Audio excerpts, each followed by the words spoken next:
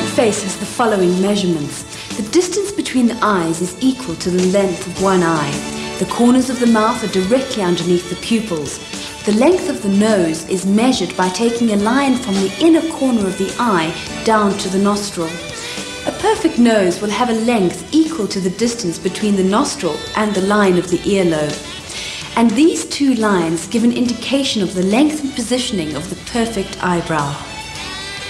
Unfortunately, very few of us have perfect faces. Here's a complete makeup routine which we can apply to accentuate our positive aspects and camouflage the negative ones. Firstly, the eyebrows. These lines indicate the corners of the eyebrows. Never pluck any hair inside these lines. Hair between the eyes is best removed by salon waxing. Always pluck in the direction of the growth and one hair at a time. Start at the bottom and work your way upwards. Your eyebrow should always peak at the point directly above the outside of the pupil. Makeup ranges boast a variety of types, textures, and a spectrum of colors. But with the endlessly shifting fashions dictated by the capricious world of haute couture, they tend to change from season to season. So how on earth does one keep up? We feel it's advisable to build your collection with a range of basic colors such as black, brown, grey, green, blue, and prune brown for the eyes, pink and peach for the cheeks, and red or pink for the lips. These are safe and permanent colors, and any seasonal colors may easily be blended in with them. Makeup routine should begin with the application of a color foundation, which is pressed evenly onto the face and blended in along the nose, jaw, and hairline.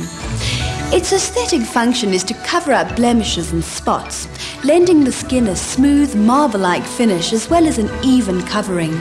But more than that, it should offer protection from the elements. So preferably select a foundation which contains a sun filter and a moisturizing base. Avoid powder foundation, as these tend to clog the pores and draw moisture out of the skin. A good foundation will be designed to allow moisturizers to be applied over it without any danger of pores getting blocked up. Skin blemishes with pimples and spots might require more than one layer of foundation. It's important that the color foundation blends in with your skin to complement your natural skin tone. But for those persistent spots and blemishes that need to be hidden, you don't have to worry. A cover stick should be applied before the foundation. A good cover stick also has an antibacterial action and can be used during the course of the day for corrective makeup. Even those dark rings under the eyes can be camouflaged, as well as touching up the mouth, nose and eyes and adding a few dramatic highlights to the cheekbones. Of course, blushes are invaluable for shaping and adding contour to a face, lending color, form and highlighting and deepening the natural structure of the face. A blusher should never be applied below nose level. But it is the fleeting glance, the passionate gaze that speaks 1,000 words. As Shakespeare said, "Where is any author in the world that teaches such beauty as a woman's eye?" But on the other hand, there is a lot every woman's eyes can learn about beauty. And in fact, the shape and color of the eyes, as well as the impression of the whole face, can be dramatically altered by the prudent and artful use of eyeshadow. It's advised that only one color be used on the eyes, but other colors can be fused in to create a feeling of softness. Blue, grey and purple or plum may be blended in successfully. Brown and white are considered neutral colors used to contour and form the eyes. The luxurious application of mascara not only lends color, texture and thickness to the lashes, but it delicately frames and elucidates the natural color of the eyes. To accentuate the actual form of the eye, to denote either the impression of rounder or longer or perhaps even deeper eyes, eye pencils should be used. Soften the lines with a brush to blend them into the skin for a more natural effect. A black eyeliner should always be merged and smudged into a brown or grey for a more gentle look. Older women should use light pinks, blues, browns and greys, as they tend not to accentuate wrinkles or deepen the eyes. And what about the lips? Lip liners can be used to outline mouths to give a fuller, softer look.